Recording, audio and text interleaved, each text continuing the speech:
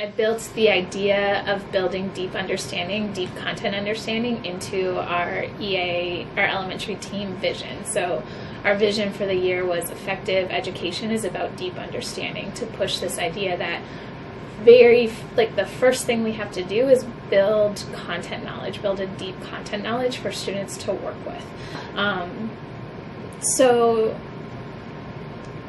that meant in the past we had been choosing books randomly, kind of like whatever was available. So I would pop into the public library, our school library, or my classroom library if I was an ELA planner, and I would pick out 4 or 5 texts for the week, and then I would show how main idea comes in each of those texts. And so the next thing I did was purposefully buy some curriculum and materials that would help teachers take on this idea of like promoting deep understanding. So we invested in some of the texts tied to the units in the Louisiana Guidebook because they're intentionally all connected around a certain topic. We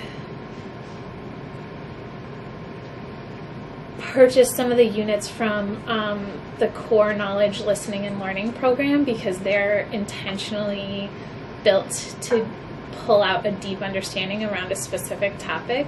And then we bought some of the junior grade book curriculums because they have really nice examples of what could turn into a focus question tied to a text, and reading that text to find evidence to answer that focus question. A final way you start to meet students' needs is this idea of bootstrapping text. So when you're really intentional about building a deep understanding around a particular content,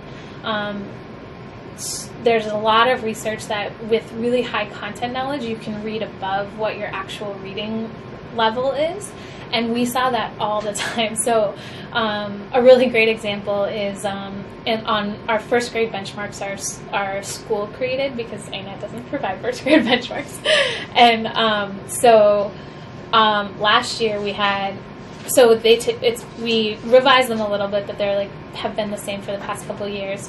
And on benchmark 4, there's a passage about, it's an informational passage, and it's a informational flyer about this frog exhibit, right? And so last year, the ELA teacher spent so much time giving lots of flyers that looked exactly like the structure of this frog flyer. So they talked about the headings within the structure, and what information are you getting, and what does this flyer want you to do? And it was here's a clown exhibit flyer, here's lots and lots of flyers. They read probably 7 flyers before they took the benchmark.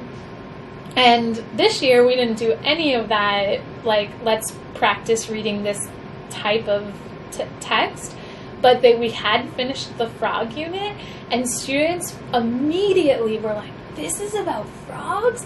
And they were so excited to read it. They went into it more confidently, and they probably actually did have more exposure to some of the words and vocabulary that were housed in that in the flyer, just because of how many texts we had read about frogs, that they performed better on it this year than they did last year. And we hadn't done any preparation on the structure of that text, which is a very long example to say that you can then start to have students who are reading below level read on higher reading levels independently, because you've intentionally built this content knowledge and understanding.